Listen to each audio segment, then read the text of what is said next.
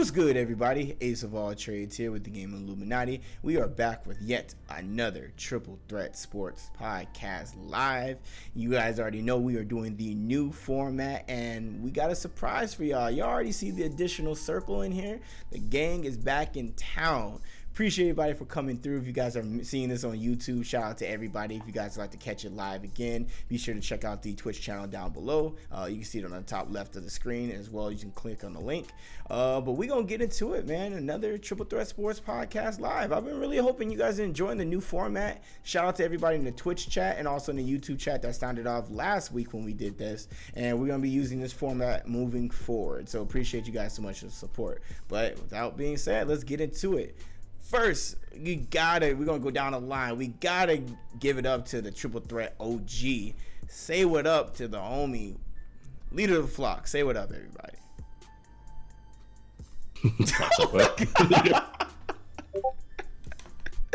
All right, then. I love the enthusiasm. I love it. Next, we got the homie Siggy. Say what up. What up? Bet. And then last but certainly not least, UTX JG the Don. My name is UTX JG the Don, and the national anthem still don't slap, bro. All right, Vince. All right, let's just but go. It don't. You're right. It don't. But we're gonna go ahead and get it started. And of course, shout out to Kat. I see you in the chat, Kat. Appreciate you. She also is the one that designed the. Shout her out. She the one that definitely shout out for the layout. But yo, let's get it started. So the Golden Knights. Y'all know I can't start without talking about the Golden Knights. And yes, you guys have heard me in previous podcasts before. I'm not into hockey like that. I'm really not. But I have to respect my city's hockey team. I mean, we got a hockey team. So, I mean, it's cool. Go Knights. But the Golden Knights are doing something that we have never really seen before. This is their first season, and they're in the Stanley Cup. Like, this is ridiculous. Like, I thought that was dope. Like, what do you guys think about this? Flock, you haven't been in a minute. Let me know. What you think of the Vegas Golden Knights? Somebody getting a lot of money. Not Vegas. Yeah, all right. Somebody getting a lot of money. Right. I've never seen that happen. A year one team make it to the World Series, NBA Finals, Super Bowl, or Stanley Cup. Somebody getting some money somewhere. That is. And somebody bet that because whenever they started with 500 to 1 odds. 500 to 1. Yep. That was the original odds. JG, what are your thoughts? Simply amazing. Like I said, I've never seen this happen before in all my years of living. So that's pretty amazing. And what makes this better is it's not like they started off their the season shitty. Like, they were at the top of their division from the beginning. They were killing it. They literally kept this momentum the entire time. Mark Fleury, man, I'm telling you, Fleury's a legit goalie. He won the Stanley Cup with the Penguins. That's true. That was a great pickup they had from the expansion and everything like that. To pick up like one player from every single team. They ended up making what might end up being a powerhouse. We will see what goes on in the Stanley Cup Finals. I wish that the Lightning would have met them, so I can see. Man, that would have been a good matchup. That would have been a good matchup. I can respect that. Shout out to Ovechkin though, because he finally gets to go to the Stanley Cup because that man been getting shit on for 13 years and he ain't even made it. So, like I said, I don't watch hockey like that, but I at least know who some players are, and we'll see what happens. But I'm gonna put my money. If I did, I'll put on the Golden Knights. Bro, that's go crazy. Blackhawks. This guy. Fuck the Blackhawks. Oh, whoa, a little beef. But nah, that's like, regardless of what happens in the Stanley Cup, what the Golden Knights have done is historic, and we've never seen this before. And I mean, we started off the season like with the unfortunate incident that happened October 1st with the shooting, and then seeing the city come together and everything, and then the Golden Knights really embraced that is really, really cool to see, like them being there for the community and everything. And then look, we're in our first season, we're in a Stanley Cup, like that's unbelievable. So no matter what, like we've already done a lot of history, and go Golden Knights, man. Hey, whatever. I mean, I'm getting a jersey because of it. I'm gonna be real with you. I have to be a man of my word. I said if they made it to the Stanley Cup, I'll give me a hockey jersey. So I might have to rock it the next podcast. But speaking of the Golden Knights, as great as it is, it's also going to be bad for Las Vegas, and that's because in the casino industry, The odds of first odds were 500 to 1. So just if you guys don't know anything about gambling, basically, if you would have bet $1 that the Golden Knights were going to win the Stanley Cup, you would win 500 if they won the Stanley Cup. So, what Flock said earlier, somebody's making some money, and that's going to be bad for the city because they're paying it out, like for all the casinos and everything. So, JG, what are your thoughts about this 500 to 1 odds that they had at the beginning of the season? I mean, I don't know much about Vegas and all this betting stuff. You obviously know better than me, but this seems like the topic every single time when we talk about Vegas and some sports going on. Well, Vegas about to lose some money. Oh, well, if they lose money, they lose money. It don't matter to me. Somebody gonna get paid. Just hopefully it ain't the rich getting richer. Well, we know who Vegas is going for. They're going to be going for the Capitals, no doubt. Yeah, low key. But I will say, you know, they're making. I do think that one thing Vegas needs to worry about the most, forget this Stanley Cup, and you know, even if they lose out, you know, a lot of money, which I don't think they'll lose a lot, because not many people are betting on a 500 to 1. Anyways, it's very rare, so it's not like it's gonna be a huge payout for a lot of people or for Vegas to pay out, because not that many people would put that on the odds. There, you have a lot of people that probably did just in the city, or they just happen to be fans of like the that team and stuff like that. Just as right. Oh, let's see what happens. Most people don't pick around the middle or the top just to try to make money. The thing that Vegas needs to worry about the most is now that they made sports gambling legal everywhere. Now to see how much that impacts the city itself, because now Atlantic City is going to get a piece of the pie. Now you're going to have all these other states probably going to reach in their pockets. So that's going to be interesting when it comes to sports betting.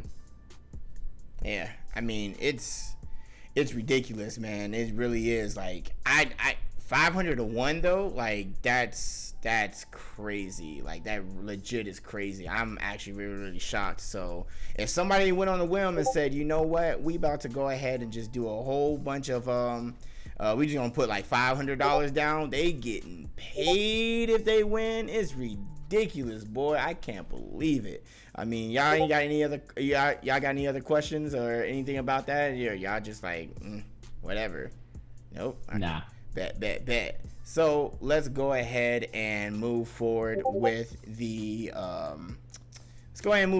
we got a Brazilian soccer player. Now I'm not gonna say his name because I don't know how to pronounce it, and you know how y'all be.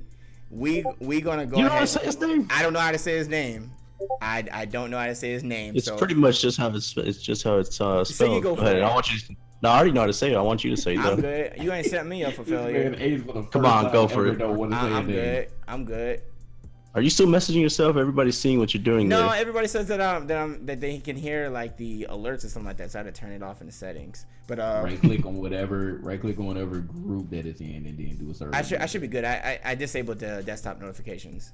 All right. But so what do you guys think?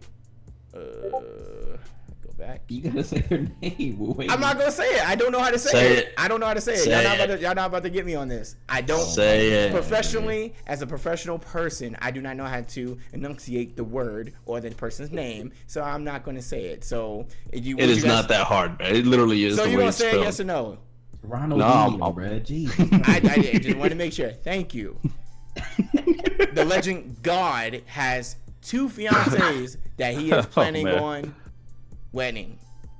Man, is this a real royal wedding or what? Like, what do y'all think about that? Like, since it is in sporting news, like, who gonna go for it? So, talking about Ronaldinho. Yeah. He engaged to 2 women. He about to marry both of them. I mean, it ain't much to talk about. That's some pimp shit. I think that's. Well, the reason why it's in the news is because he's fighting. Brazil has a rule against marrying 2 people, so he's trying to get it to where it's official, government-wise. Most people in Brazil, do they practice Catholicism? Yes, exactly. Yeah. So they definitely like fuck that. Yeah, they ain't having that. Yeah, so that's the news. You got to go somewhere else. Yeah.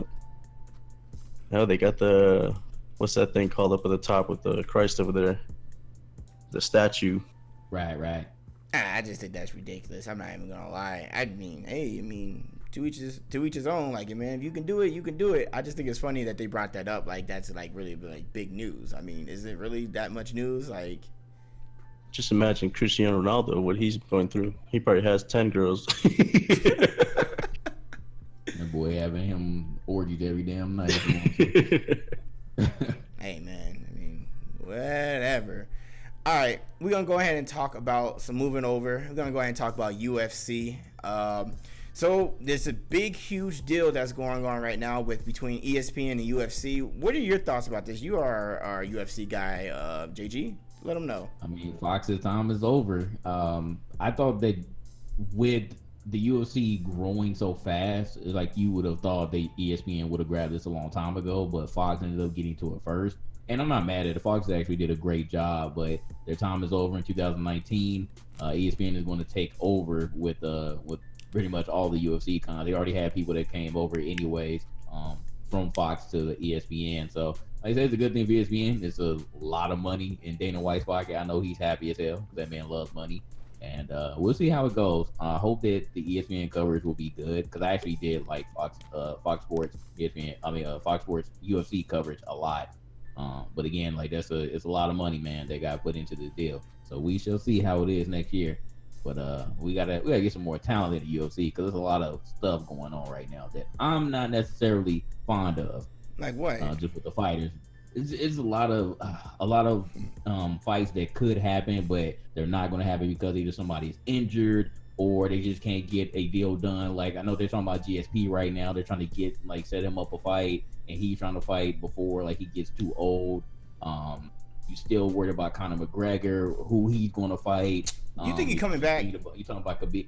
I mean, he's going to have to come back eventually. He's going to have to come back. Like you can't just leave on that note. Like that's literally your money horse. That's what everybody talks about. It's who everybody talks about in the UFC right now. Everybody's going to come back. He's going to come back. The point is just trying to find somebody that like fight him or get Conor to fight himself. Because again, he's fighting against it as well. I don't know what this man wants to do anymore, but apparently the UFC, or at least the hold that the UFC and Dana White has over him, he doesn't like that. He wants to take full control. He wants to be like Floyd, and I feel like that's another issue. He wants all the money, and Dana White is pushing back. He doesn't want that.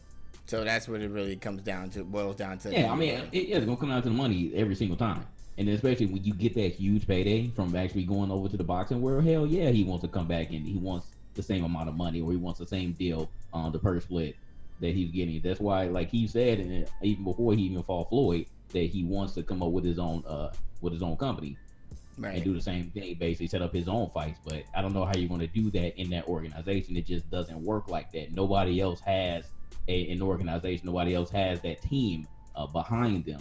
All these fighters are going through the UFC, and you just get paid out. But it's not going to be that huge payday that you're going to get in boxing, especially when you have Floyd's camp with it. That's just not going to happen. Gotcha. Flock, you care to chime in on this at all when it comes to the TV deal with UFC? Do you feel like this could potentially be big for other sports, or you just don't necessarily care about it? I think Fox made room for excuse me. I think didn't they pick up WWE SmackDown? Well, I think if I'm not mistaken, they just did that. So they just did it. So that could be big for them. That. Right. Yeah. They just did that. That could be big. That's probably the reason. That's probably the reason why they did it. So that's just my take on it. Yeah, you rather take more money from the rest because that's a weekly that's weekly, like episodic. That's like what, 3? So, it's 3 of them a week? Like, is it like Raw? No, it's Raw on Mondays. That's on USA, and SmackDown was on also on USA, but I believe SmackDown is about to be on Fox now. So that's crazy. That WWE, and that's every week. It's no all season and stuff like that, and it's like that's every week. Cow, so you got to think of what they're gonna be generating from that. So you gotta look at it that way. Yeah, overall. And then also ESPN paid 1.5 billion for these rights, so they got just as much as what you get from. Damn. I think they get more than the NBA. I think TNT or TBS, whatever, is paying.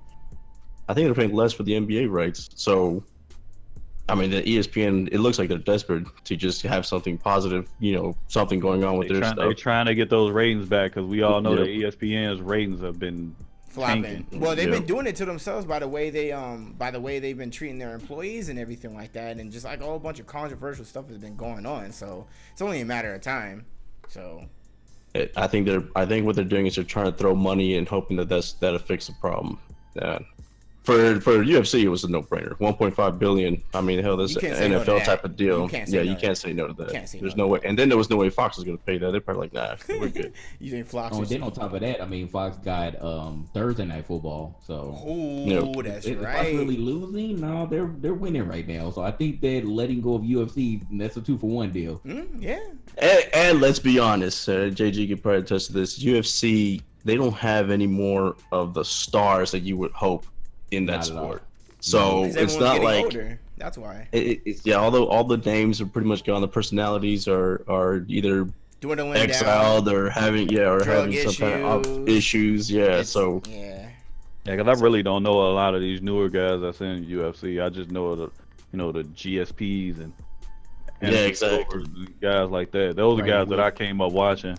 You think Right, and with that, like, would you even watch a UFC event right now if it's not somebody who you know, like from back then? Yeah, that's the thing. that's a good thing. That's a good point. They're dull right now. They don't have a person. That's what made Conor McGregor so much money. So he's really the only thing left. That's his mouth is what makes the sport. And he knows that. Right. Marketing, baby. That's what it is. Yep. Yeah. So everybody else is he's more. like getting at 1.5 billion. He's like, hell yeah! Like, where do I sign up? Yeah, that's the golden parachute in case it tanks. Right. Yeah. He ain't been getting no money like that since Connor left. So You lost Connor. You lost what's Rousey. Yeah, you lost Rousey. That was it. So you think that can UFC survive the next 5 to 10 years? Yeah, I mean, there's gonna be somebody. Don't get me wrong. I'm just saying right now. It looked like as far as if you're looking at Fox's deal, they're probably thinking like there's not enough star power to justify this 1.5 billion that they're offering in ESPN. So go for it. We're not gonna do it. And for ESPN, it's a win-win no matter what because they're getting something new. People are gonna tune in now for that. For UFC, obviously, it's a win because they know that there's not much star power, but at least they're getting all this money. So I think it's a win-win for all of them. This is one of those rare instances where it works for everybody. Yeah. And then as far as UFC down the road, there's going to be somebody going to pop up eventually. Somebody's going to be talking, and they're going to be known. And then there's going to be somebody that's knocking everybody out and be undefeated. And so then you're saying that they will someone will come up throughout the ranks and everything, like start getting a little bit of buzz and everything, probably start like a Twitter beef or something like that, and then he actually be really, really there's good. Gonna be some. Well, there's gonna be some. I mean, I can say the same thing right now. Like who's the JG right now? Who's the top woman right now in the women's divisions for UFC? Probably Amanda Nunes now. Not Cyborg. No. Really? It's still not a woman. Bruh, chill. She is a woman. Also true. Nah, not Cyborg right now. I still don't feel like there's anybody who can really beat her right now. But she ain't still nobody that isn't can beat at her the top right now. I still don't think that she's at the top right now. She has to. It's got to be somebody because again, that's why they were trying to get Ronda Rousey to fight her because that would have been that blockbuster fight. But there's really not anybody that's that high because I don't even think. Amanda Nunes isn't even in her. That's the thing I was about to say. The problem with Cyborg is that her weight is up there that nobody's up there. Yeah, nobody can go to her. She has to drop down, and that's hard for her. Though. Like they need. I don't even think they got enough athletes or whatever at the point of like those weight divisions to be able to get other people in. They're gonna have to really go down in the amateur ranks. They are. Yeah, her problem the entire time was she couldn't drop weight. Mm-hmm. That's one thing that always bit her in the ass. And which isn't her fault, but yeah, because I mean it is, but it ain't. Yeah.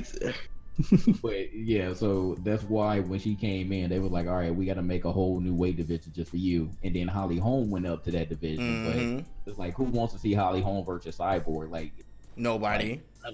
Yeah, nobody. Like Amanda Nunes is now that top chick, but again, like it's not too many women that are up there right now. But she can be defeated too, though. That's the thing that makes it to where it's not as interesting. She lost before, so it's not an issue. But again, that's just the state of the UFC right now. Exactly. Somebody said put Tommy Lauren in the octagon and watch her get the hands, bruh. What is wrong with y'all? Stop it. Stop. Yeah. So that's that. So can we go? Since we're talking about UFC, can we go ahead and talk about the controversy with UFC 224? Can you explain to them what exactly went on during that matchup, JG, and why it's so controversial? Yeah, so basically Raquel Pennington was getting her ass beat by Amanda Nunes, the top chick in the UFC right now that we're talking about. And it was the end of the 4th round. She had a bloody nose, and she told her coaches, she told her corner that she was done. You can literally hear it in the microphone. She's like, "You're done," and they was like, "No, you need to stay in there. Like it's all in your head. You need to go out there again." And she didn't want to do it. Like you could tell that she was done. Like her nose got busted. She was physically done. And this is the one time where the corner should have stepped in. I know you don't want to throw the white flag, but she was done. Like, why would you bring her back out there? So she ended up coming back out there on the 5th round, and it ended up being a stoppage anyway. So and she got sent to the hospital. 5th round, right? Yeah, and she got sent to the hospital. 5th round TKO. Yeah. And it ended up being a doctor stop, but yeah, it was still TKO. Right. But again, that's what ended up happening in that situation. And I'm like, well, like y'all really messed up. I feel like the ref should have came in a little bit sooner as well. They should have actually been over in the corner, like, yo, like if she said that she done, like y'all need to just like let her be done. There was no reason for her to go back out there. Well, in the coach's defense, Pennington herself said that she was glad that he put her back out there. So I think what made it a bigger deal was the fact that Nunez made it sound like that it was that the coach against her wishes. I mean, look, if you're a fighter, you don't want. Right? It wasn't Nunez, right? No, Nunez was the one she was fighting. Yeah, it was a man in Nunez versus. Yeah. Pennington was the one who had the issues.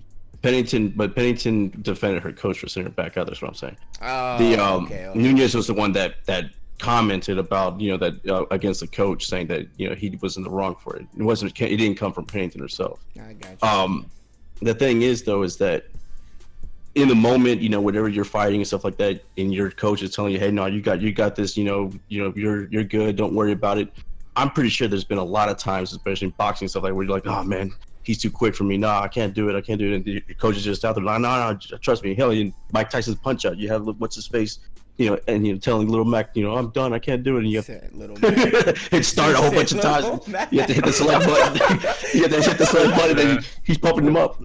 But I'm just saying that during the heat of the battle, you're not going to just take the word for it and say, I mean, if that's the case, Ben Roethlisberger would have been retired, right? He's been saying it after he lost against the Jaguars. Oh no, I'm done. You're not going to hear Tomlin say, okay, well, I'm not taking you back out there no more. Well, but, okay, that's a slightly different story. You're not getting your nose busted, right? Like, you literally fight it in the UFC. If she says she's done, then you gotta just respect your fighter's wishes instead of possibly. But how do you know that she was really saying don't throw in the towel? I mean, I guess that's what it comes down to. I'm done. She said I'm done, fam. Saying I'm done. It's pretty cut and dry to me. Nah, I don't know. I really would don't be know. one of them coaches to put his athletes out there, even though say, coach, I can't do it no more. Like I legit can't. So then why? Okay, if that's the case, so you're all doing the Nunez defense here. Why did Pennington herself say I trusted my coach and I'm glad he did that? Why did she say that then if it was so wrong? I don't know, man. Look, I mean, if the fighter don't have a problem with it, why does everybody else? That's exactly what I'm saying. I mean, the other part, her saying she's done, it's not like he forced her to go back out there. She could have refused to go out there. If she went back out there, then she must have obviously felt good enough to go back out there. So let's put it like this. All right. So like I said, this is still controversial. So let's give you guys the same scenario. I mean, what are your guys' really thoughts? Like, if an athlete tells you, like, I'm legit done, I physically can't do it, and it's in this type of form, in this type of scenario where they're getting beat to a bloody pulp, and they just feel like they can't do it anymore. Do you truly let them? You say, okay, throw in the towel, or do you let them go back out? Flock, I'll go with you first. What do you think? As somebody who's actually been in a ring before, I've never been beaten to a bloody pulp though, but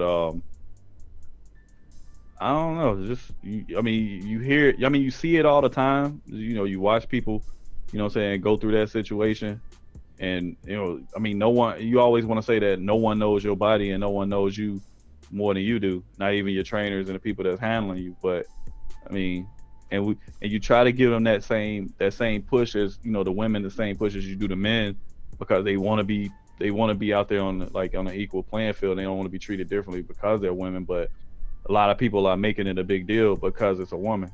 So I feel like if she said that she trusted what a handler said, then I put the link in the chat. It says right there, Raquel Pennington, proud coach, sent her out for the brutal 5th round against Nunez. She herself is saying, I'm glad that he did that. So she reneged on a comment then. She never said that comment. Is what I'm saying. Nunez was the one that started this whole controversy. Okay.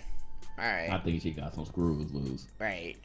This was actually something you done. Right. But that's the reason why I'm saying that, you know, we don't know their relationship. We don't know her saying her, you know, she's done. We're hearing it, but we don't know the context. Like But the thing is though, like, what context do you need when you hear someone say, "I'm done. I am done"? Like, that's what I don't understand. She's probably saying that to have the encouragement from the coach, you know, to give her, you know, no. Hold on. No. Hell no. If she was truly done, she just wouldn't go back. No. What type of encouragement are you really looking for if you're telling your coach you're done so he can give you feedback and say, no, you're going to get back in? Because a busted nose is no reason to stop fighting. People, I mean, if you're in a fight, that's typically the first thing that's going to happen to you. You're going to have a busted mouth or a busted nose. You know what I'm saying? Either one. You either have a busted mouth or a busted nose. Those are the two easiest targets to have blood coming from them. So if you're gonna be in a fight, if you're gonna be a fighter, you just have to be prepared for that. If you ain't mentally prepared to fight through a busted nose, then you in the wrong line of work. Then you need to go bag groceries or some shit at Kroger. So that's just my take on it. And then let's say the coach did listen to it literally, like, we're taking it for face value, and he stopped the fight right away, and then she gets mad saying, "Why'd you do that for?" Now everybody thinks I'm a quitter, and yada yada. Shit, she was the one that just said that she was done. She but if it came out her mouth saying she's done, then exactly, yeah, I mean, she can't be mad at nobody but herself. But that's the thing, though. But we're saying, like I said, we're taking it as face value of what we hear.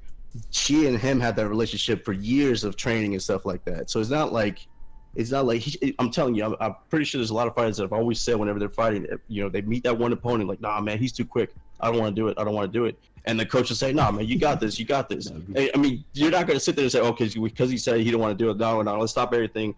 You know, pack it up. Let's go." That's not how it works. Look, I've seen coaches encourage their fighters to keep going. Now I got That's just what happens. I will agree with you on this. You're right. No one's going to truly know the relationship between an athlete and their coach because they interact with each other much differently. Absolutely. And I will give you that. But I will still say, when somebody says, "I'm done and I can't do it anymore," then that typically is a pretty dry cut saying, "I'm done." But if you're my coach and I'm saying, and I'm exhausted, I know I can't do it anymore because I know I've reached my limit in my body and I just can't do it, and then you throw in the towel because I told you that, I can't be mad at you because you threw in the towel, because at the end of the day I gotta look at myself and be like, I shouldn't have said that. That's what I'm trying to say. I just gotta look at the extent of what was wrong with it. I can see if her arm was hurt or she got hit in the body real bad and she can't really breathe stuff, but a bloody nose don't sound like a reason to stop that wasn't it. So why would I'm saying the reason why they stopped the fight was because of her nose, and it ended up being worse because she went out in that 5th round. That was the whole extent of it. Obviously, she had damage everywhere else, but it was the bloody nose that ended up being worse because she went back out. She did permanent damage to herself, probably. Like I said, this whole thing would have been different if she herself would say, "Hey, this coach is an asshole. I can't believe he did that." But instead, she's the one that said, "I'm proud. I'm proud of him sending me out there to get my ass kicked in the 5th round." She said that. Well, yeah, that's the quote. All right, well, it sounds like we need to change the subject because I'm just saying though, that literally changes everything, right? And the whole thing. She's telling. Yeah, she said if she don't have a problem with going coach sending her back out there, then we shouldn't have a problem with it. End of story. She a goofy goober. Oh man, not a goofy goober. All right, so let's go ahead and let's just talk about this. We're gonna start about the NBA.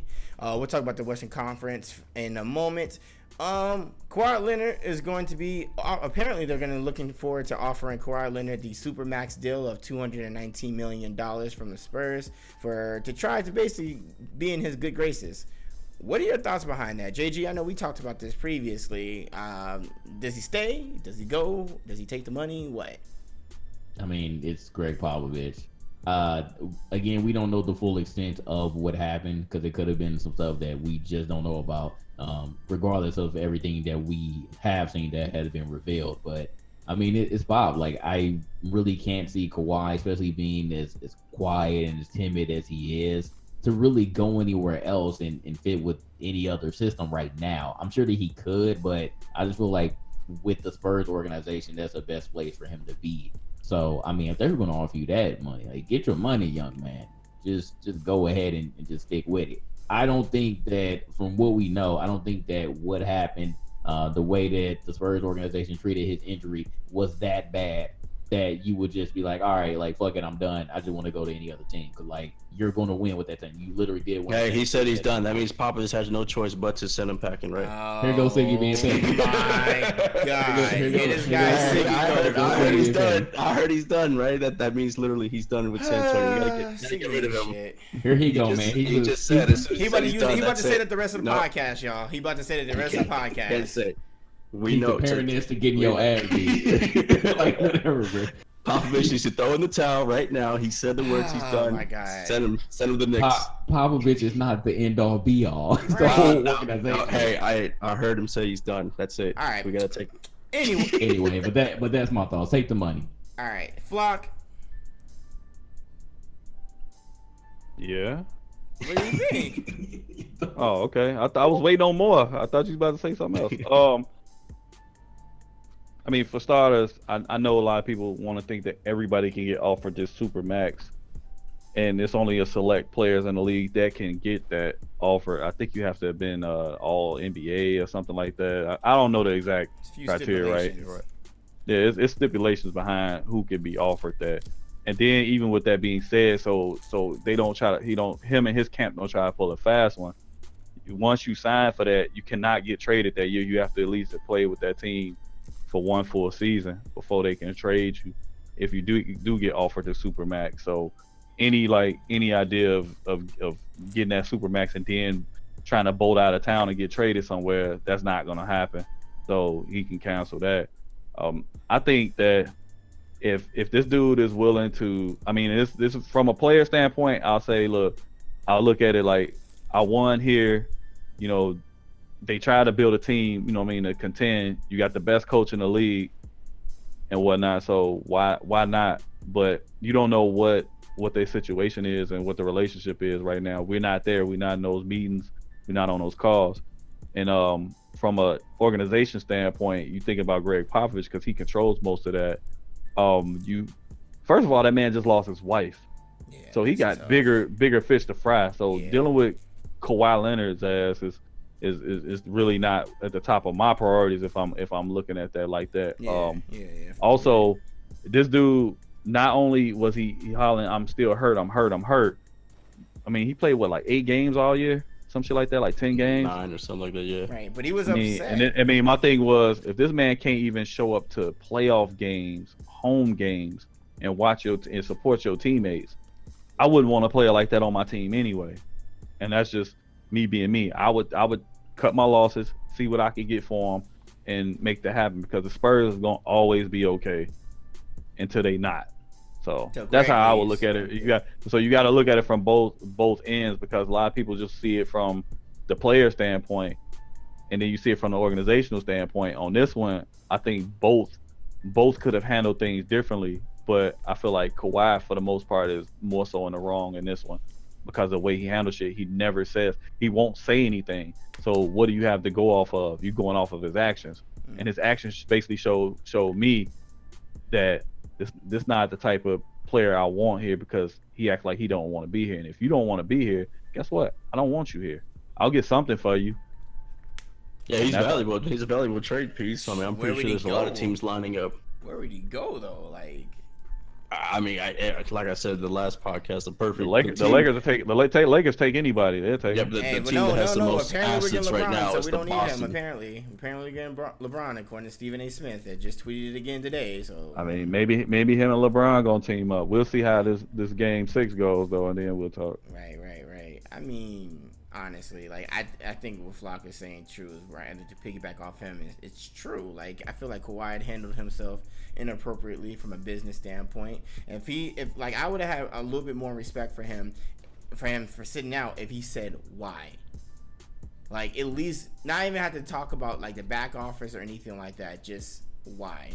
What exactly is going on that's preventing you to do that? And also from a team's perspective is, of course he's a marketable player, but you don't think that they're going to think about how he handled this situation? I mean, if he feels that he was misdiagnosed and he feels that what he's going through in his training and his PT wasn't what it was supposed to be, and it was supposed to be better, I can understand him being upset about that. So then why doesn't he just say that? The thing that makes it look like that's not what happened, though, is the fact that the whole team, not even the coach, not even Pop, not even the organization, the team itself had a closed-door meeting with him, basically saying, hey, come on, man, you're not hurt, let's go. And he still didn't, come out and say anything about it. So the players would understand if that's the case, right? If somebody got screwed over with the injury and all that, then the players, normally you would think, they would be like, hey, yeah, as far as, we're out there, we know our bodies, yada, yada. That's usually the go-to, message that they usually send out when it's something like this. But they actually had the one-on-one with him. So you think he's pouting? You think he's doing some type of like pouting, like, oh, boo-hoo? It sounds like it. Like that? It sounds like it when it's the team actually trying to get in play. I mean, that reminded me of I said that in the vlog, that Ricky Bobby stuff, in Talladega Nights. It reminded me of that scene Ricky where, like, Bobby. You can walk, and he'll go, no, man, I can't walk. How dare you? Then he stabs himself with the fork. That was like that scene right there. I can see Aldridge telling him, nah, you can play. I'm telling you, play. No, don't you put that on me. Really though, he's just probably really. He could just be really a quiet dude that just don't really want to say anything, and it's just. I mean, they still made the playoffs. They still made the playoffs with him only playing. I think that's 9 why games. they offered him the super maxes. Maybe they think that it's motivated by the money of a contract, and maybe they're like, okay, well, look, if that's the case, here it is. If this is what you really wanted, you made your point, boom, here you go. Right. And we'll see if that's what it was. Didn't he tweet out a picture of him playing Fortnite or PUBG or something like that? Nah, he ain't do that. That's just you want to play Fortnite. I'm telling you, he did. I didn't see. No, he was he was at a Dodgers game or some shit. Was that what it was? And somebody just superimposed the Fortnite on it? I don't know, Maybe. but I know they saw him, spotted him at a baseball game. Yeah, I do know that he wasn't at the team function. I mean, it almost seems like there's more of a problem with the team, not necessarily the coaches and stuff like that. I think might be some player that he's probably fighting with. I don't think it'll be Aldridge because everybody was trying to pick him up last season. So yeah, I don't know. It's weird. Right. That's just crazy. But I mean, JG, you got anything else you want to say about the whole Kawhi Leonard issue? No, I mean, I wouldn't be surprised if he loved, but again, like something really bad would have to happen. And it's probably something we don't know about if he does end up dipping. But I'll just say, stay there, dog. Right, true. So let's just go ahead and talk about it. The Western Conference and the Eastern Conference Finals, the Rockets and the Golden State Warriors for the Western Conference Finals. The game just ended at the time of this recording and during the live podcast. The Houston Rockets won 98-94. Now Houston is up 3-2. So we getting to game 7, fellas? Yes. You think so? Absolutely. All right. You don't think the Rockets are gonna win the next one? None of y'all? No. Now, look, this game was close because Harden was terrible, but at the same time, let me pull up his stats real quick. Go ahead. Keep going. At the same time, though, the Warriors had like 20 turnovers or something ridiculous, and and that last turnover was hysterical with Draymond Green just tripping over himself. It was funny. I mean, they both played sloppy, and it ended up that the Rockets held on. Right. Flock, what did you think of the game? I know you were watching it prior to we getting started and everything. Like, what were your thoughts behind it? A lot of mistakes were made. That's all. Mistakes were made. Bad execution. And they deserve to lose. All right. That's all. Rockets won the game, even though their best player shot horribly, 5 of 21. So, I mean, they just showed that they got other pieces. The other pieces actually stepped up. Right. And I think Chris Paul, in typical Chris Paul fashion, when they needed him the most, got injured. So I like Chris Paul, man. I like Chris Paul. He came through and then he said dropped the ball and he got injured. No, he got injured. That's what Chris Paul and Blake Griffin does. Every year when you need them the most, they are hurt. They are always injured, bro. If Paul is if Paul is forced to miss another game or miss these games, yeah, they might be done already. Right. Without even touching the court. Right. Yeah, they have no chance of beating that team if Chris Paul isn't healthy. That's accurate, man. And Chris Paul's been playing very well, so we'll see. So I mean, I think there will be a game 7. I don't think that Golden State would go out like that, like at all. I would hope not, but man, I'm actually shocked that I didn't think it would go 7 games. I didn't think so. I thought. Yeah, the Rockets definitely exceeded all expectations. Yeah, I thought it was gonna be a 6-game series at the most. Same. So for them, it's going to be 7 for Rockets regardless, minimum. So you mean Warriors? What do you mean? now I'm talking about they push it off. If they're going to lose, they're losing in Game 7. So Okay, gotcha. I'm saying that they already reached what nobody would expect them to, because everybody had Warriors in 5 or 6 pretty much. Right. Nobody would thought it would be, or maybe Warriors in 7, but nobody really had the Rockets going 7 games against them. I didn't. I didn't hear anybody say that. Yeah. I didn't expect that at all. I'm not even gonna lie to you. I'm shocked as it is. I was thinking that I thought, all right, cool, Game 6, we gonna see that, and then that's it. See ya, Warriors going back to the finals again, and it is what it is. But hey, shout out to the Houston Rockets and all the fans out there. I know you guys are excited. I know you guys are probably like, yeah, that's right, Golden State Warriors, we about to beat y'all in Game 6. CP3's hurt. It's not gonna happen, fam. It's not. It can't. That team is gonna break down. I mean, it's not gonna happen. So we see in the Game 6 for sure. Game 7 will, are you guys impressed with who do you think are still the better team? Do you still feel that Golden State is still the better team with even everything that that the Harden's doing? Yeah, they are. They're definitely the better team. I mean, like I said, it was a combination of a bunch of stuff, but the turnovers were just horrible, especially the timing of their turnovers. But I mean, they were shooting bad also. Right.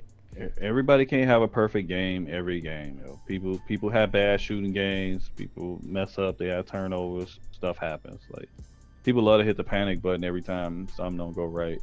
Right. Just they'll bounce back. And I do think it feels scripted though. You think it feels scripted? This whole here comes Siggy theories, y'all. Theories with Siggy. Here you go. Every year.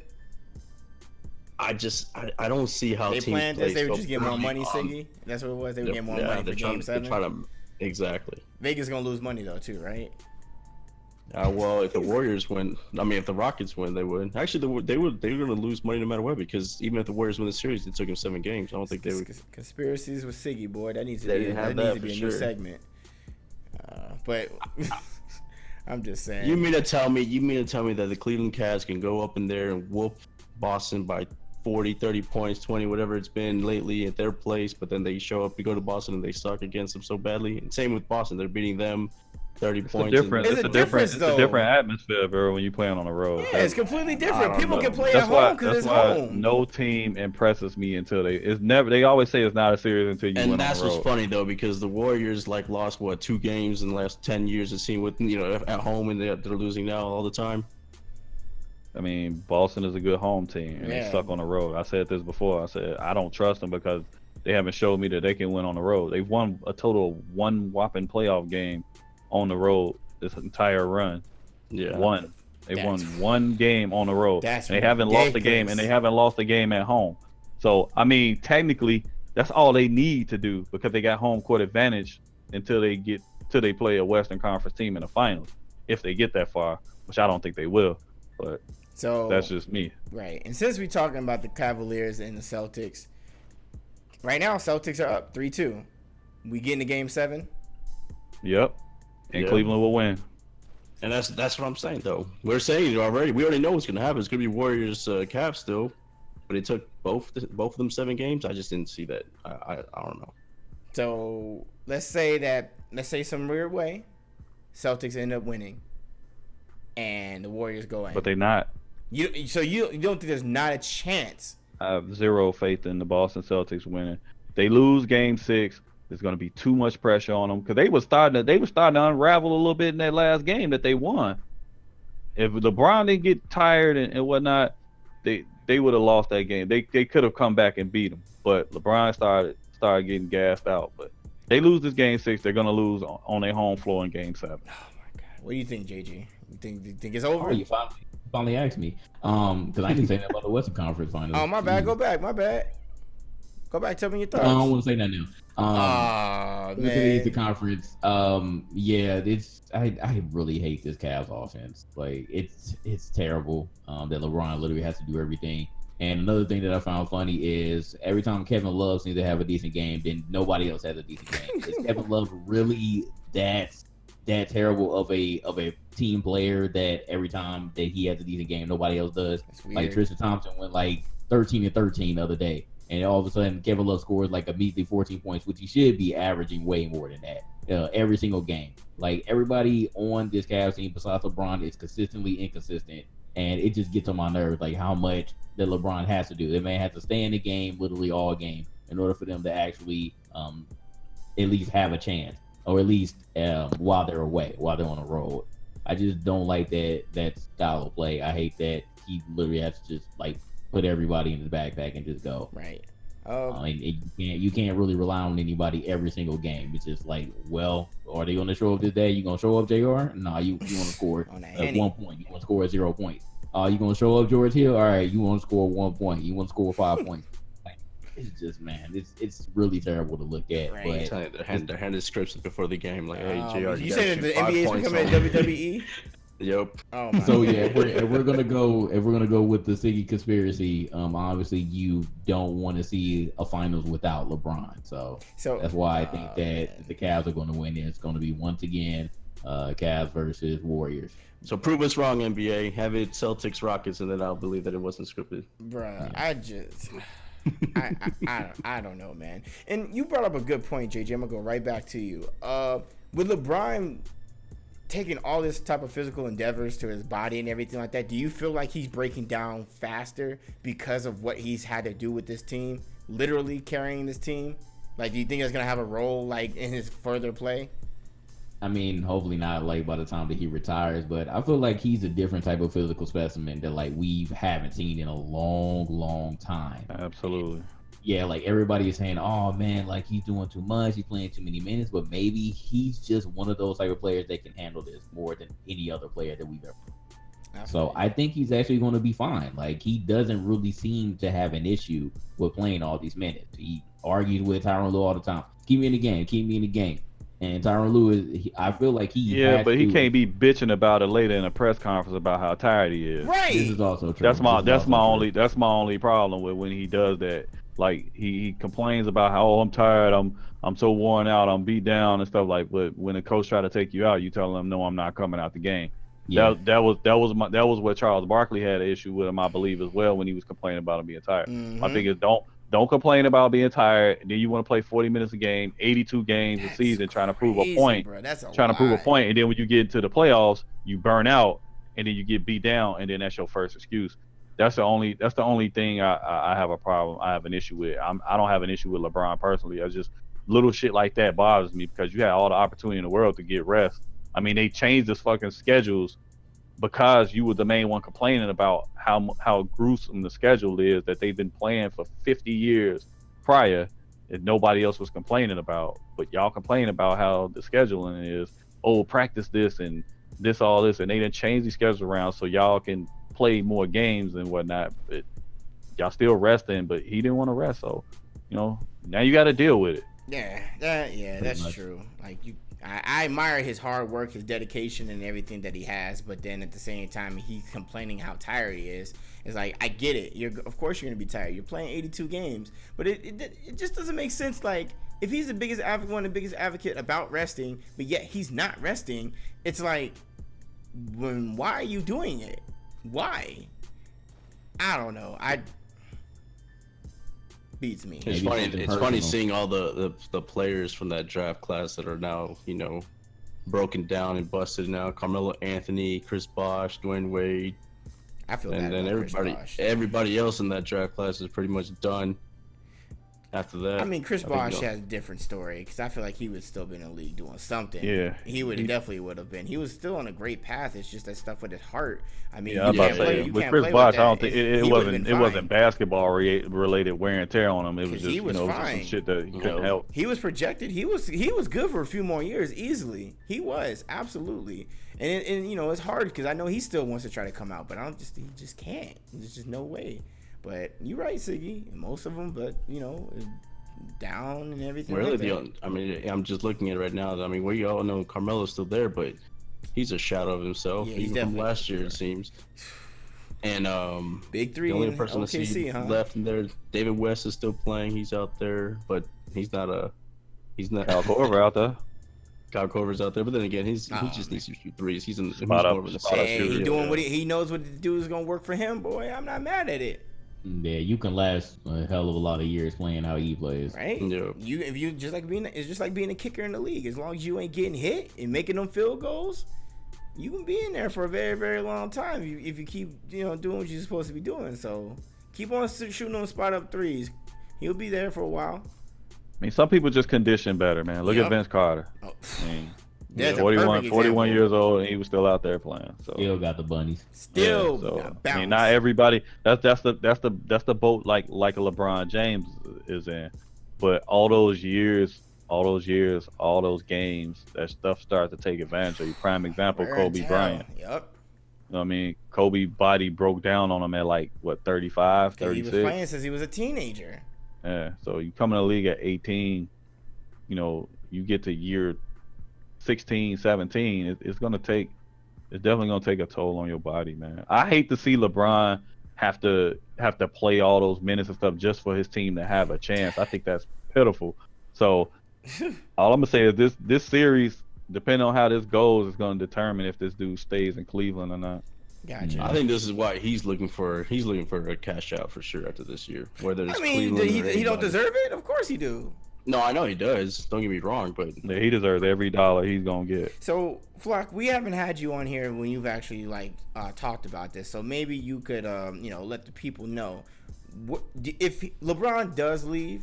I mean, do you think that LeBron is going to leave? And if he doesn't, why would he stay?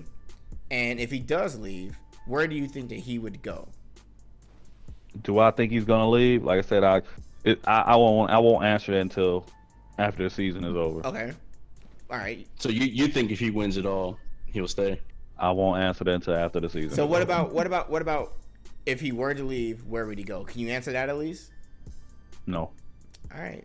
Thank you, sir. Nope. I appreciate San Antonio. That. Nope. I mean, because I'm gonna be real with you. No, you know what? I'll answer that. I mean, my first the reason why I didn't want to answer because I think a lot has to do with the whole San Antonio situation with Kawhi Leonard. So I think there's a chance that he would go over there and play with Kawhi Leonard. He ain't gonna talk to Greg Popovich because the thing is, he loves Greg Popovich. You know what I mean? That dude was legit on TV crying when he heard about his wife passing away. And he always said that's his favorite coach. So I think a part of him would go over there and play. But would LeBron really want to fight his way, punch his way out of the West, getting through Golden State and Houston? Hell no. I think it's a chance he can end up in Houston. If they make that work. Nah. You know what I mean? If they make that work. If they can make that work. There's a chance. But do LeBron really want to fight past Golden State just to get to the finals?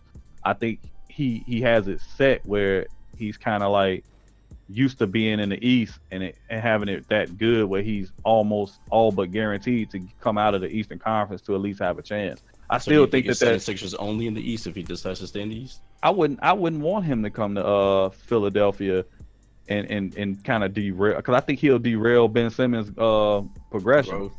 Yep. I think if you want Ben Simmons to be the Ben Simmons that he was and then some, you let him keep growing and let him keep being the player that he is. LeBron James demands the ball all the time.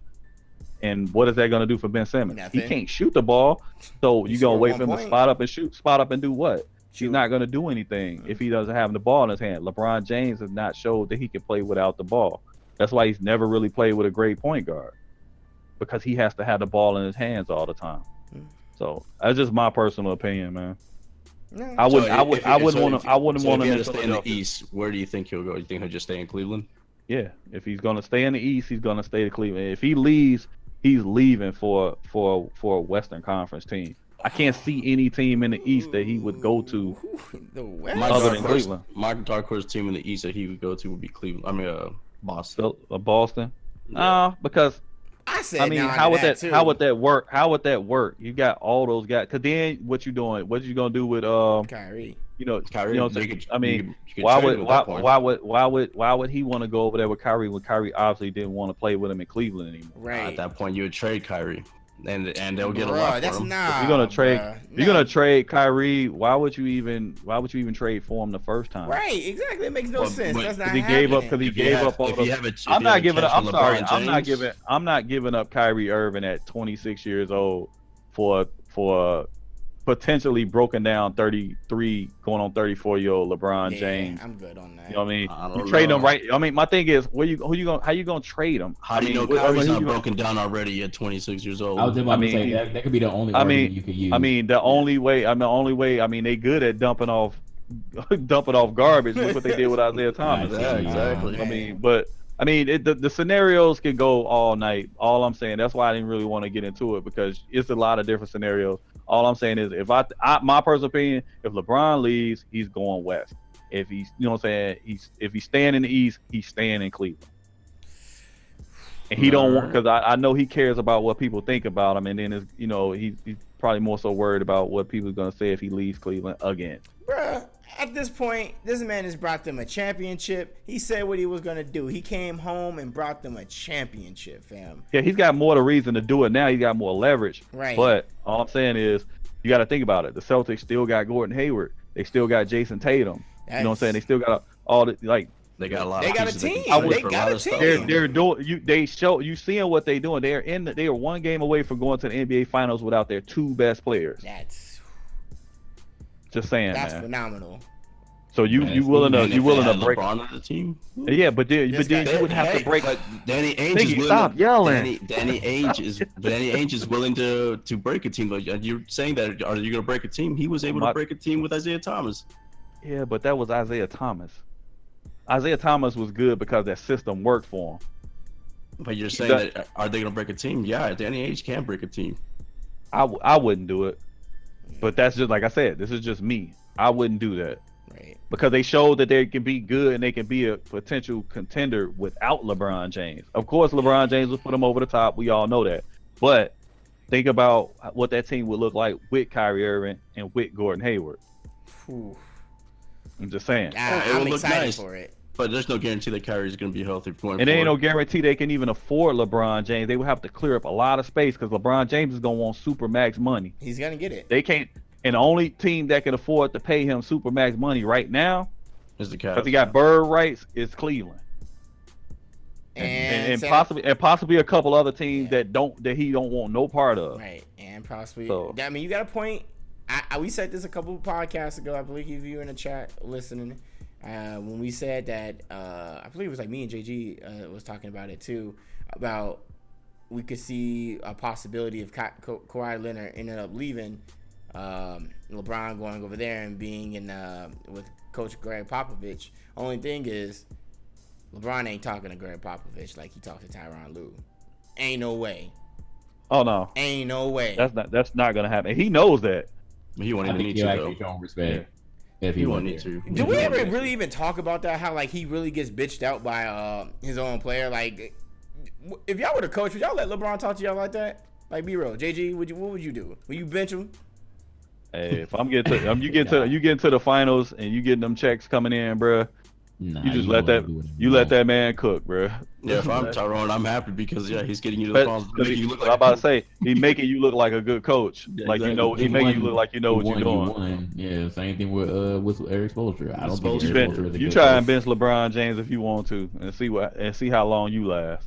You bench LeBron, you getting boy, fired. They gonna be them pitchforks and them pitchforks gonna be coming out, boy. In Cleveland, them people gonna want your head. They gonna watch your back, coach. But like I was saying though, when we mentioned LeBron possibly going to the Spurs, I'm like, this will be one of the first times that he actually doesn't have to do as much work as he's doing now because that system. The system is going to do the work for him. Yeah, that's amazing. Yeah. Coach is a great person, like great coach. He just got to get that stat pad out his head when he go there. That ain't gonna work. Yeah. Come on, we gonna act like he don't be padding his stats. Nah, he does. Come on, bro. I don't think he does. I don't think he does because it's that damn team that they can't even do that. They can't even do get rebounds correctly. They can't even get assists correctly because who else is going to be making the shots? So I feel like he has to legit do everything. I don't feel like he's that past that. But whatever. I mean, we'll see. I mean, hey, LeBron going to I another think it's gonna be an team. interesting offseason. He said that shit. He said that shit before when he went to Miami the first time. He said it feels good to be over here and not have to score 40 points every game and feel like we have a chance. You're right. He's going through the exact same thing right now because he has to Worse. score 40-something point triple doubles every game And just still to sometimes have a lose. chance for them to win. And then they still end up losing some games. That's crazy. Like if I was him, I wouldn't want to go through that either. I'd be mad I as wouldn't hell. want to deal with that either. I'm like, look, bro, I'm gonna need y'all to pick it up, man. They made all these trades to get them guys over there, and Clarkson is MIA. Who else? Rodney Who else over Hood. there? Rodney Hood don't want to go in the game when they winning, and he can't get in the game when they winning or losing now until it's garbage time. So he just spoke himself out of a nice contract that he could have got from somewhere else. Yep, that's So true. not because he ain't even playing, he non-existent. Who else did they trade for? George Hill. Yep. Yeah, George. Oh, that dude ain't. And I Larry don't even Nance see. Jr. I don't even see him play. So Larry Nance Jr. Larry Nance Jr. Larry- He's the starter, I mean, though. What you Larry mean Nance you'll Jr. feel He's okay. He's Yeah. okay. He's just a victim of circumstance because he's just not that type of player that's gonna, he's the type of player that needs to be put in the right situation for him. I to still do don't see something. how Clarkson though became Casper the Friendly Ghost out there. Bruh, Yeah. I don't understand. But the his thing is, move. all these players are used to having the ball in their hands to be effective. And who always has the ball in their hands 90% of the time when they're out there on the James. floor is LeBron James. LeBron That's why I said that James. stuff about Ben Simmons. Don't put him over there if you want Ben Simmons to flourish, because that's only going to hinder his potential. Yeah. That's only going to hinder it. Yeah, that's very, very true. Possibly, but at the same time, and I was making the criticisms about the Rockets because you can obviously see that James Harden is super ball dominant and Chris Paul is too, but somehow they're making this work. It was So weird, I but mean, it does crazier work. things have happened, but we would have to see if that even happened. Right. I don't want him to go to the Sixers. I'm not going to lie. I felt like Houston was the best fit for Carmelo Anthony. Really? Instead of OKC. Yep.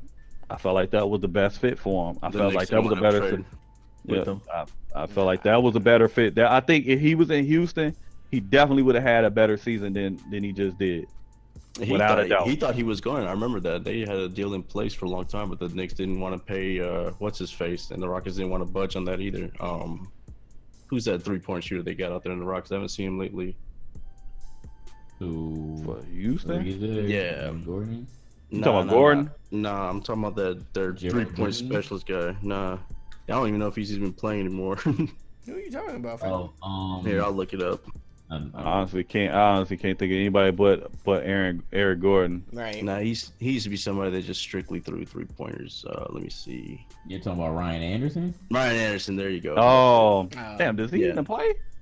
No, I don't know what's up with he him. hasn't played in a long time. Ever since he got injured. Yeah, it's been- He it played has been the back same. and It just didn't work. The Knicks had a trade in place, with the Rockets. Yeah, you It know was an what? They Anderson sure contract. did. They didn't want to take on his contract. I contract, do yep. remember that now. Yep. They didn't want to eat his contract because I think he still had like 2 or 3 years left on his deal, Mhm. and they didn't want to take it on. I remember now. Yep. But if you guys are over with the Western Conference and the Eastern Conference Finals, we will talk more about that on the next podcast. Let's go ahead and wrap it up. But before we do that, we gotta talk about the NFL and what the hell is going on over there. The NFL has implemented this new anthem policy that is going to force the players, if you're on the field, now you do have the option to be able to be in a locker room or not, but if you're going to be on the field, you cannot kneel for the anthem. You must stand. What is going on here? The NFL didn't even need to do this. Like, why? Flock, what are your thoughts behind this? Pressure. That's all it is, bro. We don't even need to get on this too long. Yeah, It's we pressure. don't. Pressure from advertisers. Pressure from That's what I execs. said. That's Pressure, exactly what I said too. pressure from the networks. Papa all this John's? other stuff. Pressure from anybody that's lacing their pockets. That's what that come from. It was That's the all only. about money. That's the only way. That's all it's ever going to be about. People making it about Trump. It ain't even about Trump. I'm tired of mentioning him. So every time I'm on He's here, our we president, mention Trump. unfortunately, so we gotta mention Fuck him. dude, man. But this is always, it's just always about money, dude. It's always about money. All I'm gonna say is this: if that's what the rules are, if you want to protest in the locker room, like they said, let that shit die, man. It's like I just get tired of talking about it. It's like, just get tired of talking about it. It's money. Everything is centered around money. Any corporation, any fascination, anything out here, yo, is generated around, is motivated around money.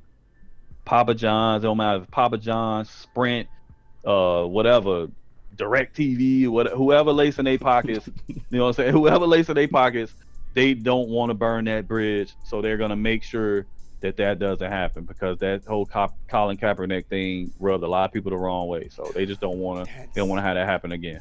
They had all those polls too. Remember about the viewership being down, and a lot of the polls were saying that was what they were blaming it on. So they look at that stuff, the advertisers, and they're probably telling them in the back, of course, they don't want anybody knowing that it's there, saying, "Hey, look, man, you got to do something."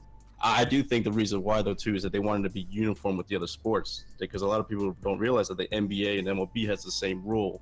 It's just not a big deal because the NFL, had everything going on. I think you said that earlier too, before. Yeah, the NFL, they had the wording different. They had it to where if you're on the field, you should stand. That's what they put, should. So there was no way to penalize it. What the NFL did was find a way to make money off of the protesting.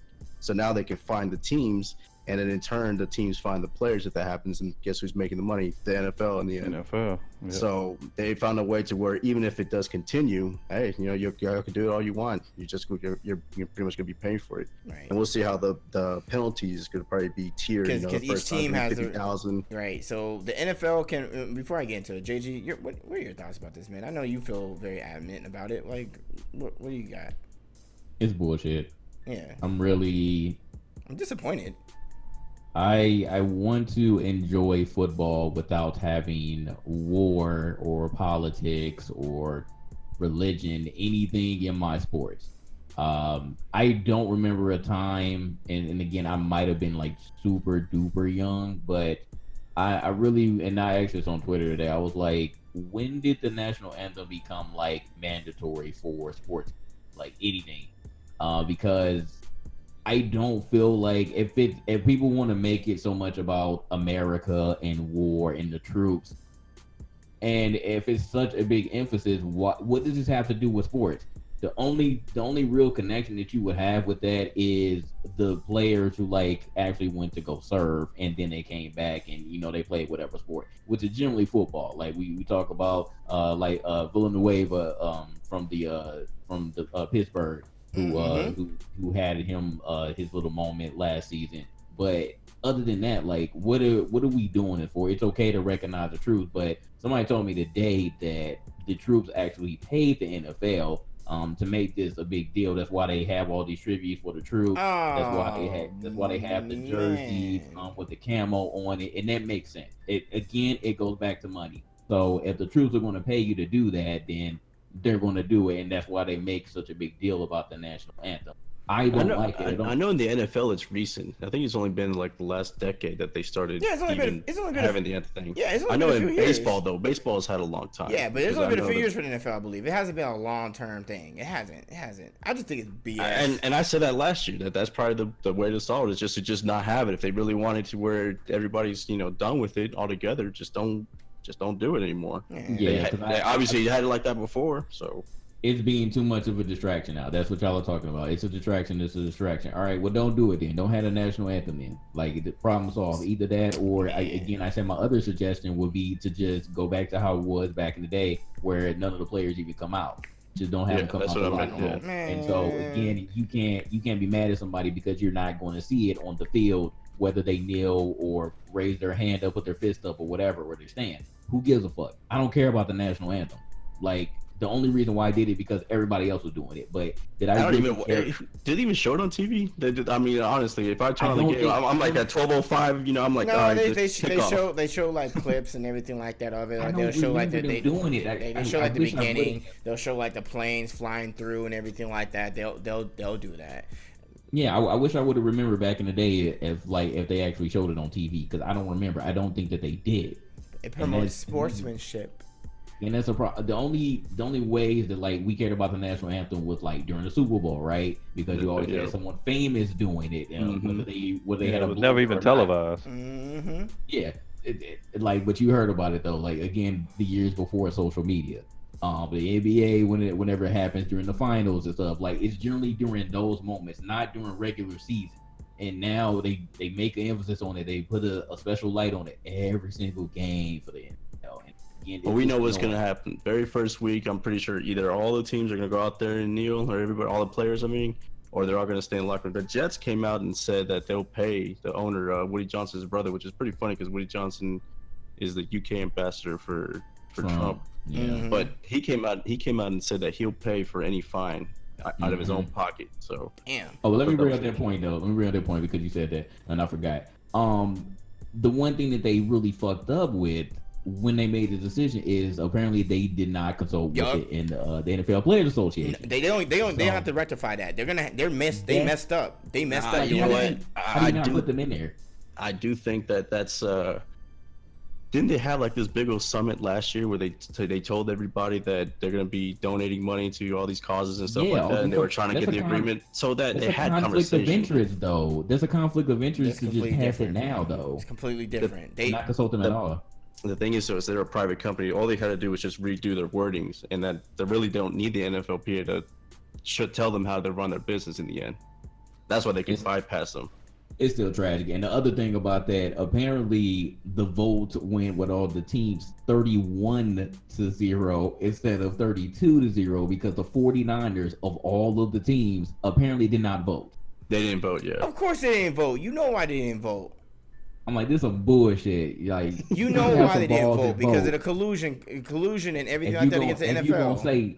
If you're gonna say no, just say no instead of just not vote at all. You know what I mean? Also, did you see how they worded it? That's actually very important. They didn't say you can't. They didn't say you can't kneel or something like that. They just said you can't disrespect the flag. So it's like they made it broad. So they made it to where if you just do anything but stand. Kneel. We're kneeling because of the injustice of the men and women of color. I understand that. What I'm saying is how they're wording it. They're doing this to dance around the collusion case. Well, they're trash for that. I'm going to end it at that. If you think about it, though, hold on before you end it. If you think about it, what they're doing too is they're basically saying now they're basically keeping score. If anybody does stay in there, we already know what's happening on the outside. The free agents that kneeled before, they're not being signed. So now they have a track. Hey, you know what? You cost the team this much by doing this. Well, the team is going to be able to individually punish the individual who decides to kneel or protest in any type of way.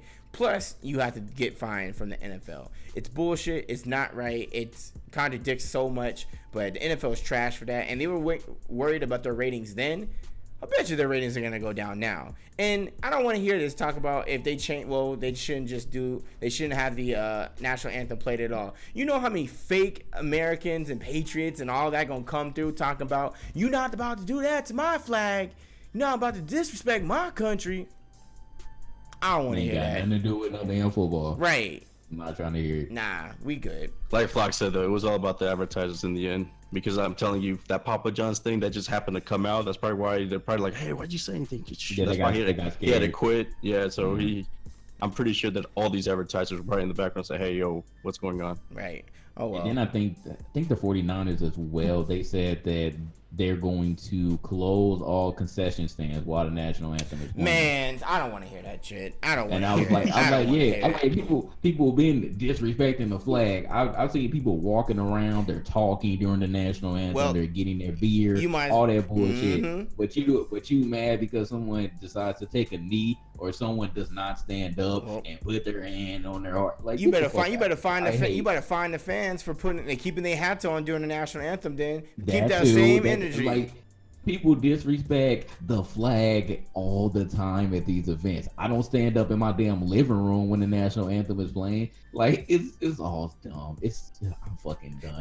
Like this is gonna be an interesting season with this national anthem shit, and plus apparently we're gonna have to go back to touch tackling with this tackle rule. Oh yeah, that tackle rule too. Like, bro, it's gonna be hard to watch my Rams this season, man. That's all I'm gonna say. Hey, maybe it's time to watch the Canadian Football League with Manziel. Yeah, Johnny Manziel. Yo, Johnny Manziel, man, we about to watch you, man. CFL, we about that. I ain't about to let them stop keeping up with my Ravens. Hey, man, Flock, man, your Ravens looking all right, but can we? As a principal, man, I just forgot. Des Bryant still hasn't gotten signed. Nobody cares. Well, if he was a Raven, he should have been a Raven. Yeah, I'm about to say, ask you, Flock. Yeah, would you want him to be a Raven if he actually something? Nope. Why? Because his personal endeavors with the Dallas Cowboys. Because he's overrated. Because he's overrated and injury prone. That's why. All right, enough said. All right, you guys. Did you like Jeremy Maclin? Oh my God. Huh? Did you like Jeremy Maclin? He's on your team. I mean, he's more durable than Dez Bryant.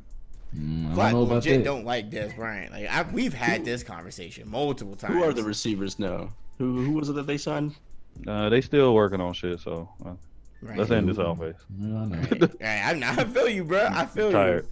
Hey, so I appreciate everybody for coming through to the stream. You guys are awesome. To you guys in the YouTube channel, shout out to you guys for coming through. You guys already know what to do. If you guys like what you guys see, be sure to hit that like button. Much appreciated. Hope you guys are liking and digging the new format. If you guys are interested to continue to support the game on Illuminaughty as a whole, we have a Patreon, so be sure to check that out. It's patreon.com/GI updates. Have a whole bunch of awesome tiers that you guys can be able to check out and participate in. We got AAA and we got indie game giveaways. We got opportunities to be on the podcast for GI, had the community podcast with the Patreon backers, all of that. So if you guys want to be included in that, be sure to check that out. Also, if you guys are fans of anime, be sure to check out our animation, Funimation.com, and you guys can actually use the code Illuminaughty, and you guys will get 14 days free plus 99 cents for the first month with the premium service. Shout out to everybody in the Twitch chat. Shout out to everybody in YouTube. This has been Ace of All Trades, leader of the flock, Siggy Guns, and UTXJ on, and we out of here. Deuces. Peace. Let